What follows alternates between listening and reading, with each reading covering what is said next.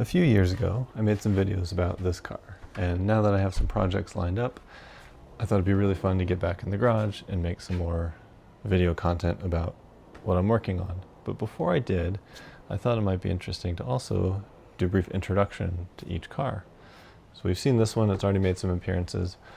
We'll also get into my wife's Subaru Forester, but the car I'd like to show you today is one that I've had the longest.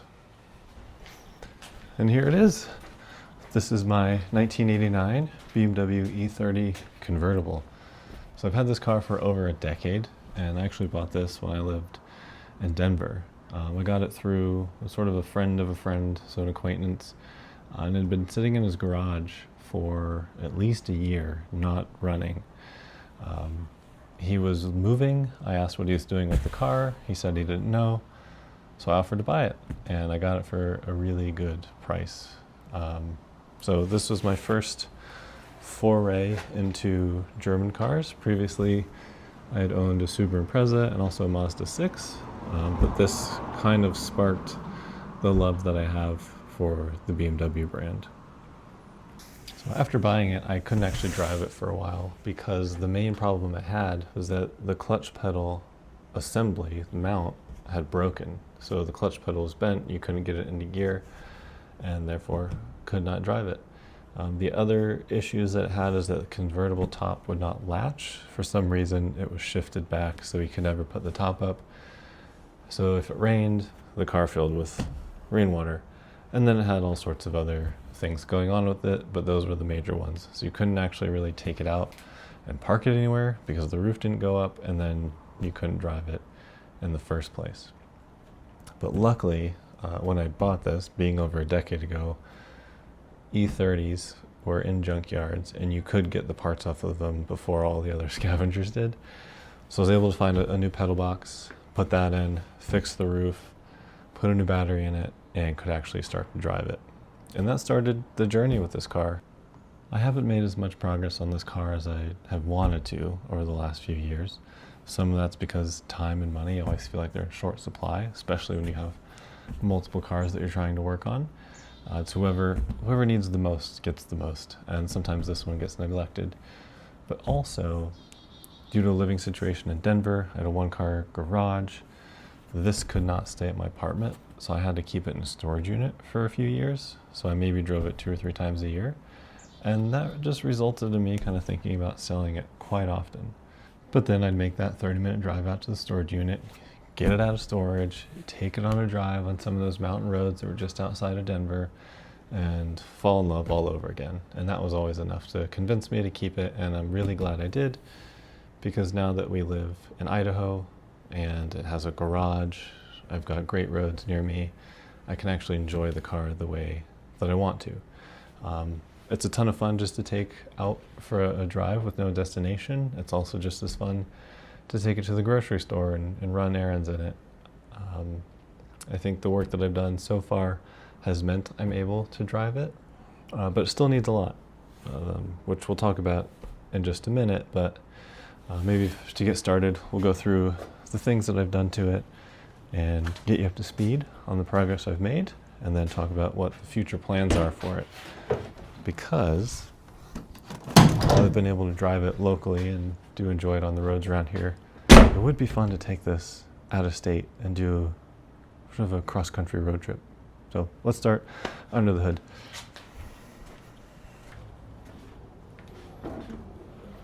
All right, tucked in here we have the silky smooth 6-cylinder, and when I got the car I did some maintenance on it. I did a valve adjustment, I did spark plugs, I did wires, coil pack, timing belt, which that seemed important, and that's what everybody says you should do. So took care of all that stuff, and fluids. But that's kind of it. And now over the years I've also done a few other things.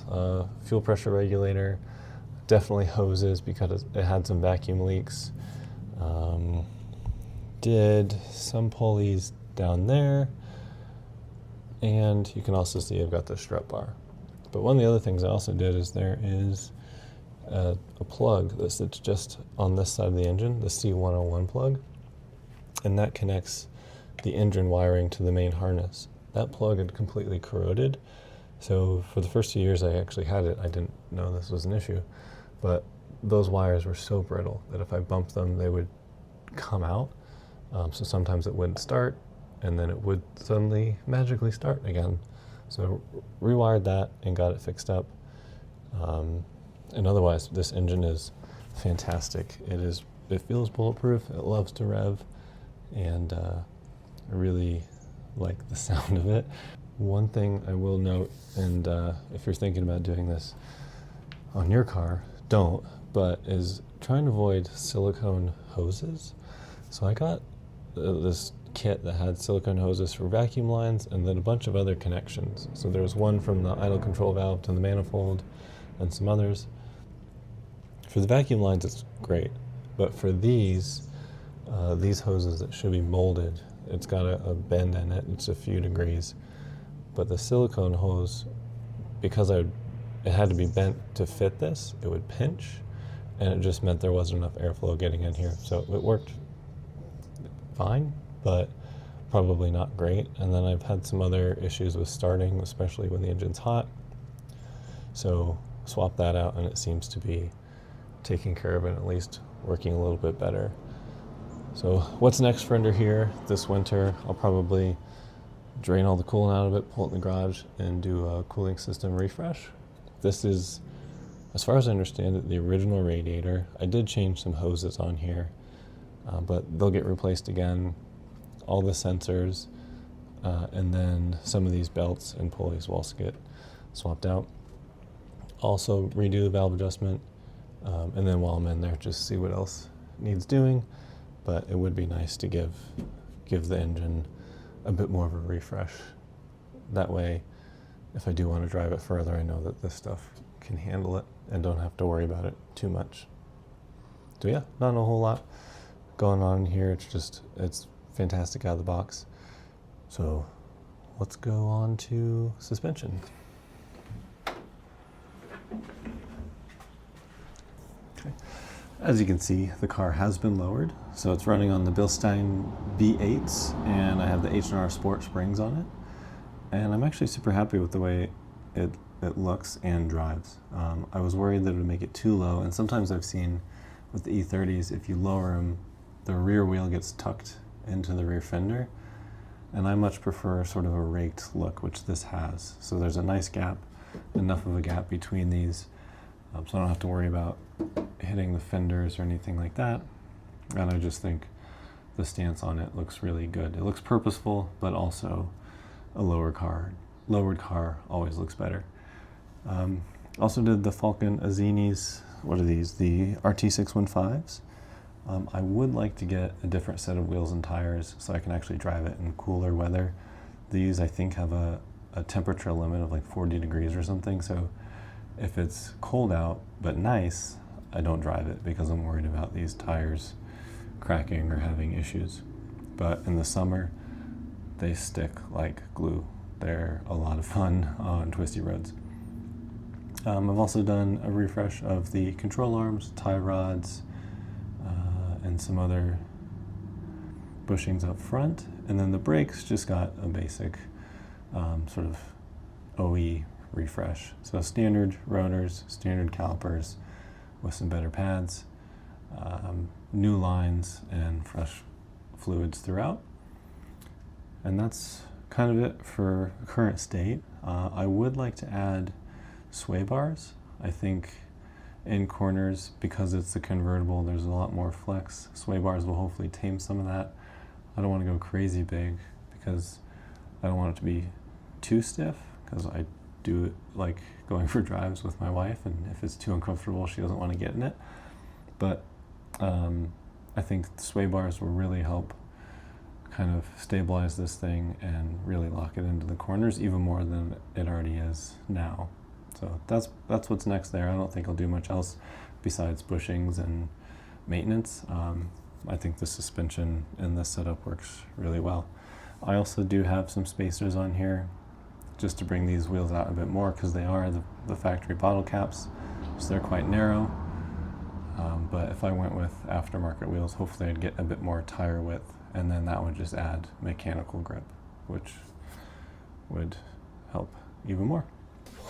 While I'm crouching, we might as well talk about what's going on in the back of the car. So I do have an Axleback exhaust. This is from Ireland Engineering. It sounds really good. It helps just kind of, especially at higher RPMs, you hear the engine noise, and it's got a nice growl to it. So that's fun. And then also, I haven't done it yet, but in the garage is a new differential. So this, I think it has the 3.73, but this differential is smoked. It makes a ton of noise. I've tried to change the fluid in it to go with a thicker fluid to quiet it down, and every time I drain the fluid, it's glitter. So it's coming out, it's an open diff anyways, and I'm going to put a Z3 torsion differential in here. So I'm pretty excited about that. It'll be a limited slip, should really wake up the car. And I'm also going with taller gearing. I find that the short ratios are fun, but the roads I drive on and the way I drive it, I just need slightly taller gears.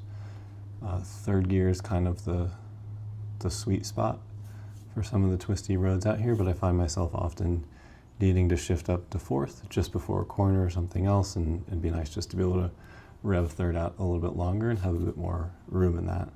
So this winter I'll also be putting that differential in, and that'll get rid of the noise and also be really nice to have a limited slip in the back of this thing.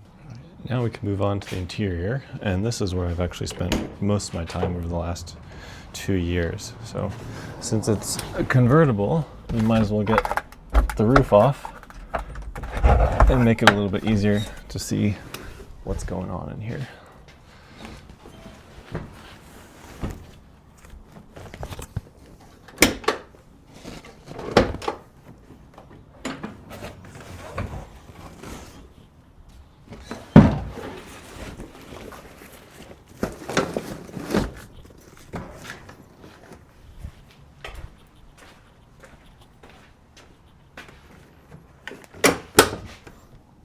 There we go, that's better.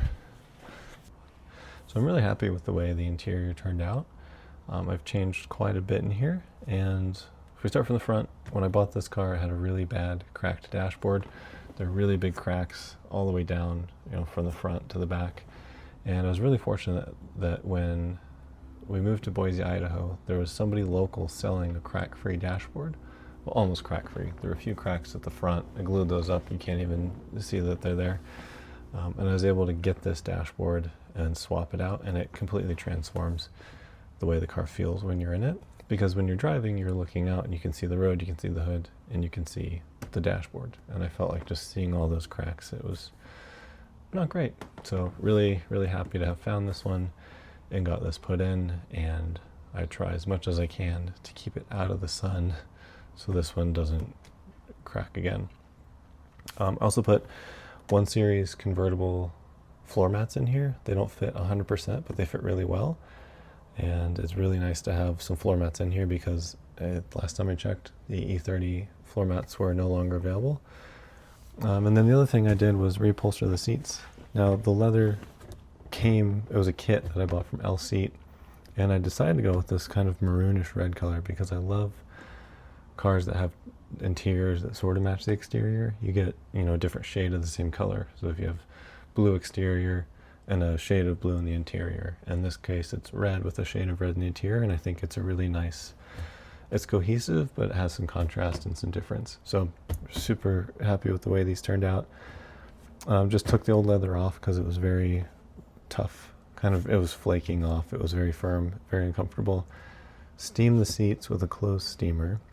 The foam, it expanded again, and now it's sort of soft and supple and way more comfortable to be in here.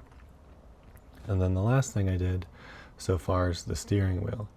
So the original steering wheel was quite big, so when I would drive, I would hit my knees, I would hit my hands, and I wanted something smaller. There are the MTech steering wheels, which are smaller than the stock steering wheel, but I wanted something even smaller. So this Alpina wheel is, I forget the exact dimensions, but it's 10 or 20 millimeters smaller than even the MTech wheels, and it's perfect. There's some aftermarket wheels that I was looking at that are even smaller than this, but I feel like this strikes a nice balance of being a smaller size but not being so small that it's still really easy to drive and I get more clearance with my legs. And it also just looks fantastic in here. I know it's not an Alpina, maybe the purists won't like this very much, but it's one of my favorite aspects of the car. Yeah, that's the car. So like I said, there's a few things that need doing. So there's the cooling system to help, kind of refresh the engine among some other things. We'll do the sway bars for the suspension, probably rear bushings, the differential and the bushings associated with that. And then the only other thing I'm thinking about too is retrofitting air conditioning. So there's that company AC Solutions. They make an AC kit. It is quite expensive, so we'll see if it's in the budget. But one thing that I really want to do with this car is take it on a trip out to Oregon and the whole sort of West Coast next summer. My wife and I got married in Oregon, and for our 5-year anniversary, we want to kind of go back there. We want to go back to Hood River. We want to go back to that region, and I would love to be able to take this car and drive it from Idaho out to Oregon, and then potentially go up or down the coast and just get it on some of those beautiful coastal roads. So to do that, there's some things that need doing, and I will hopefully bring you along on this journey and record some of that progress so you can see what I'm doing, how I'm doing it, and hopefully either learn something or be inspired to go work on your car. One other thing I forgot to mention, I did replace the fuel level sender in here because the fuel gauge wasn't reading properly, so there'll be a video on that. But also, after putting that in and filling up the tank, I got home and my wife was like, "Why does it smell like fuel in the garage?" It's like, "Oh no, that's what old cars smell like. They smell greasy and oily and like fuel sometimes." And she's like, "Okay, it seems pretty bad." A few hours later, I went in the garage and I was like, "Oh yeah, that's really bad. It should not smell like that." So it turns out the fuel filler hose that connects the fuel filler to the tank is weeping fuel. So I've had to drive it a bunch to get the fuel tank or the fuel level below that hose. So parts are going to be here soon. I'll get that swapped in, record that. So we'll have a little video on fuel level sender and getting that hose replaced. But that's it. Next time we'll talk about one of the other cars. You've seen the E46 Touring. We've got my wife's Subaru Forester, and then also never before seen is the Land Rover Discovery Series 2 that I've got. So that's another really fun one, and it's something completely unique from the BMW stuff. So thank you for watching, and I'll see you on the next one.